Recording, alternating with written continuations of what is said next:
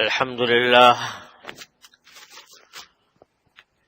لله نحمده ونستعينه ونستغفره ونؤمن به ونتوكل عليه ونعوذ بالله من شرور أنفسنا ومن سيئات أعمالنا من يهده الله فلا مضل له ومن يضلله فلا هادي له وأشهد أن لا إله إلا الله وحده لا شريك له وأشهد أن سيدنا وسندنا ونبينا ومولانا محمدا عبده ورسوله صلى الله تعالى عليه وعلى آله وأصحابه وبارك وسلم تسليما كثيرا. أما بعد فأعوذ بالله من الشيطان الرجيم. بسم الله الرحمن الرحيم. قل يا أيها الكافرون لا أعبد ما تعبدون ولا أنتم عابدون ما أعبد ولا أنا عابد ما عبدتم ولا أنتم عابدون ما أعبد لكم دينكم ولي دين. آمنت بالله صدق الله مولانا العظيم وصدق رسوله النبي الكريم ونحن على ذلك من الشاهدين والشاكرين والحمد لله رب العالمين.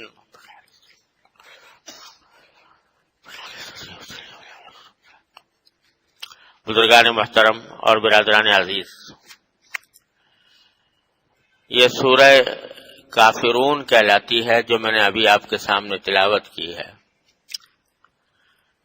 اس کو سورۃ الکافرون بھی کہتے ہیں اور سورۃ العبادہ بھی اس کا ایک نام ہے، اور یہ ان سورتوں میں سے ہے جو اکثر مسلمانوں کو یاد ہوتی ہیں اور بکثرت نمازوں میں پڑھی بھی جاتی ہیں. اور احادیث میں اس سورت کی بہت سی فضیلتیں وارد ہوئی ہیں. روایات میں ہے کہ نبی کریم سرورت عالم صلی اللہ علیہ وسلم فجر سے پہلے کی 2 سنتیں جو ہوتی ہیں ان کی پہلی رکعت میں عام طور سے قل یا ایھا الکافرون پڑھتے تھے اور دوسری رکعت میں قل واللہ احد پڑھتے تھے. فجر سے پہلے کی 2 سنتوں میں رسول کریم صلی اللہ علیہ وسلم کا یہ پڑھنے کا معمول تھا. اور اسی طرح مغرب کے بعد کی جو 2 سنتیں ہیں ان میں بھی نبی کریم صلی اللہ علیہ وسلم بکثرت یہ 2 سورتیں پڑھا کرتے تھے. پہلی رکعت میں قل یا ایھا الکافرون اور دوسری رکعت میں قل ھو اللہ احد. اور آپ نے متعدد صحابہ کرام کو رضی اللہ تعالی عنہم اجمعین یہ تلقین فرمائی کہ رات کو سونے سے پہلے جب بستر پر جاؤ اور سونے لگو تو سونے سے پہلے قل یا ایھا الکافرون کی سورت ضرور پڑھ لیا کرو، تو اس طرح تمہیں اللہ تعالی شرک اور کفر سے برات عطا فرمائیں گے، نجات عطا فرمائیں گے. گویا سونے سے پہلے قل یا ایھا الکافرون کا پڑھنا آپ نے بہت سے صحابہ کرام کو تلقین فرمایا. حضرت انس رضی اللہ تعالیٰ عنہ کو، حضرت خباب رضی اللہ تعالیٰ عنہ کو. اور زیادہ بہتر یہ ہے جیسا کہ خود نبی کریم صلی اللہ علیہ وسلم کا بھی معمول تھا کہ سونے سے پہلے آدمی یہ 3 سورتیں پڑھ لیں: قل یا ایھا الکافرون، قل ھو اللہ احد اور 4 سورت، چاروں قل جسے کہتے ہیں، چاروں قل پڑھ کے اور پھر اپنے ہاتھوں پر دم کر کے اور اپنے پورے جسم کے اوپر پھیر لیں. حضور اقدس صلی اللہ علیہ وسلم کا بھی یہ معمول تھا سونے سے پہلے. تو اللہ تبارک و تعالی اس کی برکت سے بہت سے بلاؤں سے اور بہت سے شیاطین سے انسان کی حفاظت کرتے ہیں. تو غرض یہ کہ سورہ قل یا ایھا الکافرون پڑھنے کی سرکار دو عالم صلی اللہ علیہ وسلم نے متعدد مقامات پر بڑی فضیلت بیان فرمائی. اور ایک اور صحابی ہیں حضرت جبیر ابن مطعم رضی اللہ تعالی عنہ، ان کا نام ہے. ان سے ایک مرتبہ نبی کریم صلی اللہ علیہ وسلم نے یہ فرمایا کہ کیا میں تمہیں ایک ایسا طریقہ بتاؤں کہ جب کبھی تم سفر کرو تو سفر کے دوران تم عام دوسروں سے زیادہ خوشحال رہو، دوسروں سے زیادہ پرامن رہو اور دوسروں سے زیادہ مسرت میں رہو. تو حضرت جبیر ابن مطعم نے عرض کیا کہ یا رسول اللہ مجھے تو سفر پیش آتے رہتے ہیں اور مجھے ایسی عمل کی بلا شبہ ضرورت ہے. تو آپ نے فرمایا کہ قل یا ایھا الکافرون پڑھا کرو، سورہ قل یا ایھا الکافرون پڑھا کرو سفر کے دوران. تو انشاءاللہ اللہ تبارک و تعالیٰ تمہیں سفر میں کامیاب اور خوشحال رکھیں گے. چنانچہ فرماتے ہیں زبیر ابن مطعم رضی اللہ تعالیٰ عنہ کہ جب اس کے بعد میں نے اپنا معمول بنا لیا کہ جس کسی سفر میں بھی جاتا تو یہ سورت بکثرت تلاوت کیا کرتا تھا.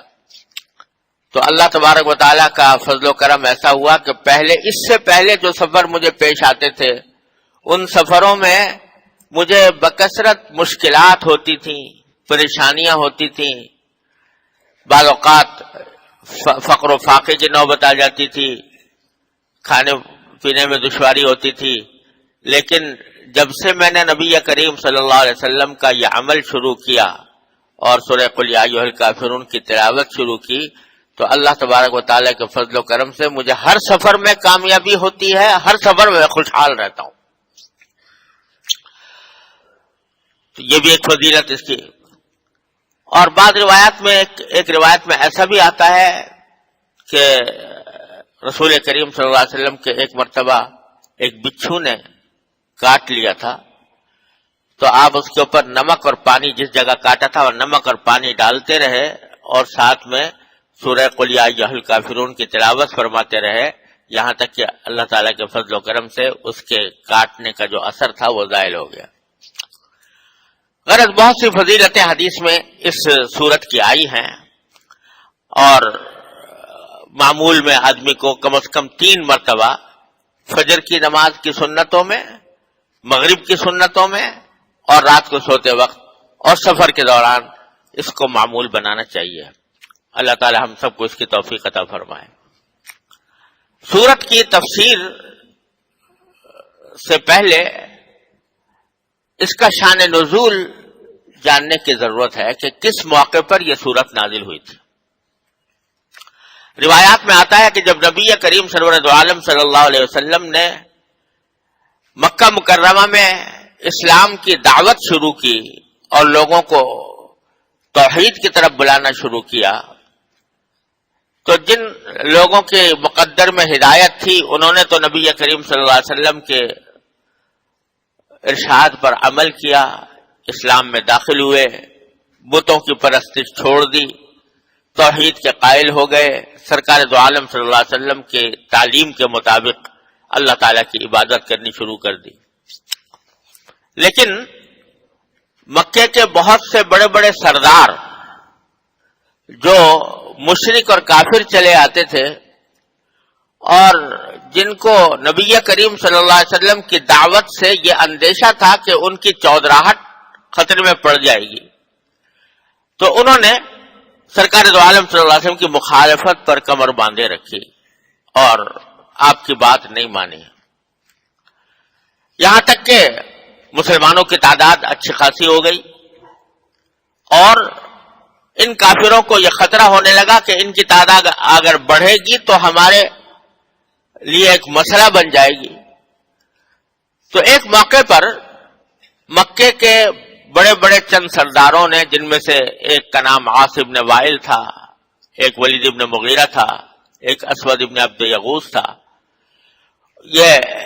ان لوگوں نے آ کر نبی کریم سرور عالم صلی اللہ علیہ وسلم کی خدمت میں ایک مصالحت کی پیشکش کی کہ ہمارے اور آپ کے درمیان اختلافات کی خلیج بڑھتی جا رہی ہے اور مکہ مکرمہ ان دو گروہوں میں بٹ رہا ہے، ان کے درمیان بحث مباحثہ ہوتا رہتا ہے، بعض اوقات تلخی کی نوبت آ جاتی ہے اور کفار کی طرف سے مسلمانوں کے اوپر ظلم و ستم بھی بہت ہوتا ہے، ظلم و تشدد بھی بہت ہوتا ہے۔ تو آئیے ہم ایک بات پر اگر متفق ہو جائیں، اس پر مصالحت کر لیں۔ مصالحت کے لیے پہلے تجویز تو انہوں نے یہ پیش کی کہ آپ ایسا کریں کہ جس خدا کی آپ دعوت دیتے ہو، اللہ تبارک و تعالیٰ کی عبادت کی، ہم بھی اس کی عبادت کرنے کو تیار ہیں، لیکن ایسا کرو کہ ایک سال ہم آپ کے اللہ کی عبادت کریں، پھر کسی اور کی نہیں کریں گے، اور ایک سال آپ ہمارے معبودوں کی عبادت کرو، بتوں کی، اور اس میں ہمارے ساتھ شریک ہو جاؤ۔ تو ایک سال آپ کا اور ایک سال ہمارا، ایک سال ہم آپ کے دین پر عمل کریں گے، ایک سال آپ ہمارے دین پر عمل کرو، تو ہمارے درمیان مصالحت ہو سکتی ہے، پھر ہماری لڑائی ختم ہو جائے گی اور پھر ہمارے درمیان اختلافات دور ہو جائیں گے۔ اور در حقیقت بات یہ تھی کہ جہاں تک اللہ تبارک و تعالیٰ کی عبادت کا تعلق ہے، اللہ تبارک و تعالیٰ کا تعلق ہے، وہ لوگ بھی اللہ تعالیٰ کو کسی نہ کسی درجے میں مانتے تھے، لیکن ساتھ میں بتوں کو شریک کر رکھا تھا۔ تو انہوں نے کہا ہمارا تو کوئی نقصان نہیں ہے، اس لیے کہ بتوں کی عبادت بھی جاری رہے گی اور اللہ تعالیٰ کی عبادت بھی جاری رہے گی، اور سرکار دو عالم صلی اللہ علیہ وسلم اگر ایک سال بتوں کی عبادت کرنے لگیں گے تو ہماری بات اونچی ہو جائے گی۔ یہ پیشکش کی۔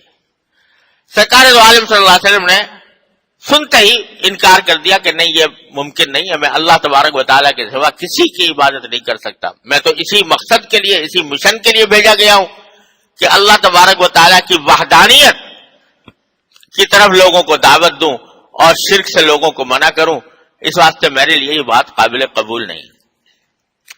پھر ایک اور پیشکش کی انہوں نے، پیشکش یہ کی کہ آپ ایسا کرو کہ جب مسجد حرام میں آپ آیا کرو تو اللہ تعالیٰ کی عبادت کرو، تم جس کو خدا مانتے ہو اس کی عبادت کرو، لیکن ہمارے ہاں جو ہمارے اس کعبے کے اندر جو بت رکھے ہوئے ہیں، بس ان کو ہاتھ لگا لیا کرو،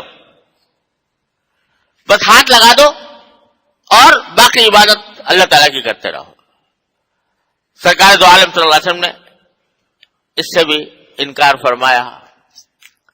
پھر تیسری پیشکش یہ کی کہ آپ کو ہم ہر طرح کا مال و دولت دینے کو تیار ہیں، سردار ماننے کو تیار ہیں، عرب کا بہترین حسن و جمال آپ کی خدمت میں پیش کرنے کو تیار ہیں، لیکن آپ اتنا کرو کہ ہمارے بتوں کی معبودیت کا انکار نہ کیا کرو، بس خاموش رہو، یہ نہ کہو کہ بت خدا نہیں ہے، خاموشی اختیار کر لو۔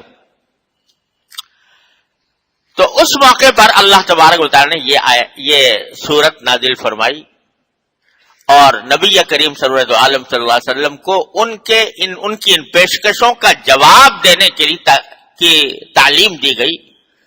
ترجمہ اس کا یہ ہے کہ قل یا ایھا الکافرون، آپ کہہ دو، نبی کریم صلی اللہ علیہ وسلم سے خطاب ہو رہا ہے کہ ان لوگوں کی اس پیشکش کے جواب میں کہہ دو کہ یا ایھا الکافرون، اے کافر لوگو، لا اعبد ما تعبدون، میں ان چیزوں کی عبادت نہیں کرتا جن کی تم عبادت کرتے ہو، لا اعبد ما تعبدون، ولا انتم عابدون ما اعبد، اور نہ تم اس خدا کی عبادت کرتے ہو جن کی میں عبادت کرتا ہوں۔ یعنی بتلانا یہ مقصود ہے کہ اگرچہ نام تو تم بھی اللہ کی عبادت کر لیتے ہو، وہ بسمک اللہم کہا کرتے تھے، اللہ تبارک و تعالیٰ کا نام لیتے تھے. اللہ تعالیٰ کو جب کبھی مشکل میں گرتے تھے، قرآن کریم میں آتا ہے کہ جب کشتی میں سفر کر رہے ہوتے تھے اور طوفان آ جاتا تھا اور کشتی خطرے میں آ جاتی تھی تو سب بتوں کو بھول جاتے تھے. اس وقت صرف اللہ ہی کو پکارتے کہ یا اللہ ہمیں اس مشکل سے نکال دے. اور جب اللہ تبارک و تعالیٰ مشکل سے نکال کر ان کو کنارے تک پہنچا دیتا تھا تو پھر اللہ میاں کو بھول جاتے تھے، پھر بتوں کی وجہ سے شروع کر دیتے تھے. تو اللہ تعالیٰ کو مانتے تو تھے، زبان سے کہتے تھے کہ ہم اللہ تبارک و تعالیٰ کو مانتے ہیں، لیکن اس آیت کریمہ نے بتایا کہ وَلَا أَنْتُمْ عَابِدُونَ مَا أَعْبُدُ، جس خدا کی میں عبادت کر رہا ہوں حقیقت میں تم اس خدا کی عبادت نہیں کرتے. چاہے نام سے کہہ رہے ہو، چاہے نام لیتے ہو اس کا، لیکن حقیقت میں وہ خدا کوئی اور ہے جس کی تم عبادت کرتے ہو، اور میرا خدا کوئی اور ہے جس کی میں عبادت کرتا ہوں. کیوں؟ اس لیے کہ میرا خدا تو وہ ہے جس کے ساتھ کوئی ساجی نہیں، جس کے ساتھ کوئی شریک نہیں، جس کو کسی دوسرے کی احتیاج نہیں، جس جو پوری کائنات کا خالق اور مالک ہے اور کائنات کا نظام چلانے والا تنہا وہی ہے، وہ ہے میرا خدا. اور تم جس خدا کو کہتے ہو، اللہ کا نام لے کر جس خدا کا حوالہ دیتے ہو، وہ تو ایسا خدا ہے تمہارے خیال کے مطابق، تمہارے تصورات کے مطابق، کہ وہ اپنے سارے اختیارات ان بتوں کو دے کر خالی بیٹھا ہے. اب جو کچھ کر رہے ہیں وہ یہ بت کر رہے ہیں، رزق دے رہے ہیں تو یہ بت دے رہے ہیں، اولاد دے رہے ہیں تو یہ بت دے رہے ہیں، اور صحت دے رہے ہیں تو یہ بت دے رہے ہیں. تو تمہارا عقیدہ یہ ہے کہ وہ خدا جس کو تم مانتے ہو وہ تو سارے اپنے اختیارات ان بتوں کے حوالے کر کے فارغ ہو کے بیٹھ گیا اور سارا کام تو یہ بت کر رہے ہیں. تو لہذا وہ خدا جس کو تم مانتے ہو وہ کوئی اور ہے، اور میں جس کو خدا مانتا ہوں وہ کوئی اور ہے. وَلَا أَنْتُمْ عَابِدُونَ مَا أَعْبُدُ، تم عبادت کرنے والے نہیں ہو اس خدا کی جس کی میں عبادت کرتا ہوں. میں تو اس خدا وحدہ لا شریک کی عبادت کرتا ہوں جس کی خدائی میں کوئی شریک نہیں، کوئی ساجی نہیں. اور تم ایسے خدا کی عبادت کرتے ہو جس کے ساتھ بے شمار شرکاء ہیں، لات ہے اور عزا ہے اور حبل ہے اور منات ہے، خدا جانے کیا کیا نام تم نے گھر رکھے ہیں. وَلَا أَنْتُمْ عَابِدُونَ مَا أَعْبُدُ. پھر دہرایا وَلَا أَنَا عَابِدٌ مَا عَبَدتُمْ. پہلے تو یہ کہا تھا کہ میں عبادت نہیں کرتا ان معبودوں کی جن کی تم عبادت کرتے ہو. آگے کے لیے فرمایا وَلَا أَنَا عَابِدٌ مَا عَبَدتُمْ، اور جن کی تم عبادت کرتے رہے ہو اب تک ان کی میں آئندہ بھی کبھی عبادت کرنے والا نہیں ہوں. کبھی تم اس دھوکے میں رہو کہ کبھی کوئی ایسا وقت آئے گا کہ جس میں میں تمہاری عبادت کے صادق ہوں. وَلَا أَنَا عَابِدٌ مَا عَبَدتُمْ، جن کی عبادت تم کرتے رہے ہو میں ہرگز ان کی عبادت کرنے والا نہیں ہوں. قیامت تک میں کبھی بھی عبادت نہیں کروں گا. وَلَا أَنْتُمْ عَابِدُونَ مَا أَعْبُدُ. اور پھر دوبارہ دہرایا کہ تم بھی آئندہ عبادت نہیں کرو گے اس خدا کی جس کی میں عبادت کرتا ہوں، اس کی عبادت نہیں کرو گے، تم آئندہ بھی نہیں کرو گے. یہ ان کافروں سے خطاب ہے جن کے بارے میں یہ بات طے تھی کہ یہ کبھی ایمان لانے والے نہیں ہیں. یہ جن کا نام میں نے بھی لیا، جنہوں نے یہ پیشکش کی تھی، ان کے بارے میں اللہ تعالیٰ جانتے تھے کہ کتنے ہی ان کے سامنے دلائل روشن آ جائیں یہ حق کو ماننے والے نہیں ہیں. اس لیے آئندہ کے بارے میں بھی پیشین گوئی فرما دی کہ تم بھی عبادت نہیں کرو گے آئندہ اس خدا کی جس کی میں عبادت کرتا ہوں. جب یہ بات ہے تو لکم دینکم ولی دین، تمہارے لیے تمہارا دین ہے، میرے لیے میرا دین ہے. یعنی میں نے مجھے جو دین اللہ تبارک و تعالیٰ نے سکھایا ہے اور جس کا میں قائل ہوں وہ اور ہے، اور تمہارا دین جس کے تم قائل ہو، جس پر تم جمے بیٹھے ہو، وہ تمہارا الگ دین ہے. تم جانو اور تمہارا دین جانے، اور میں جانوں اور میرا دین جانے. لہذا یہ مصالحت جو پیشکش کر رہے ہو یہ کسی طرح بھی قابل قبول نہیں ہے. یہ ہے آیت اس سورت کا مفہوم. چنانچہ حدیث میں آتا ہے کہ جب یہ سورت نازل ہوئی تو نبی کریم صلی اللہ علیہ وسلم مسجد حرام میں تشریف لے گئے اور بآواز بلند یہ سورت ان سرداروں کے سامنے پڑھ کر سنائی جو یہ مصالحت کی پیشکش لے کر آئے تھے، اور جس کے بعد ان کو پتہ چل گیا کہ سرکار دو عالم صلی اللہ علیہ وسلم 1 انچ بھی اپنے موقف سے ہٹنے والے نہیں ہیں۔ یہ ہے آیت کریمہ کی تفسیر۔ اب اس سے بہت سے ہمیں اپنی زندگی میں سبق ملتے ہیں اور بڑی ہدایات حاصل ہوتی ہیں، لیکن اب وقت ختم ہو چکا ہے، تو انشاءاللہ اللہ تعالیٰ نے زندگی دی تو اگلے بیان میں اس کی تفصیل عرض کروں گا۔ اللہ تبارک و تعالیٰ اپنے فضل و کرم سے، اپنے رحمت سے ہمیں اپنے دین کی قدر پہچاننے اور اس پر قائم رہنے اور اس پر عمل کرنے کی توفیق عطا فرمائے۔ وآخر دعوانا الحمدللہ رب العالمین۔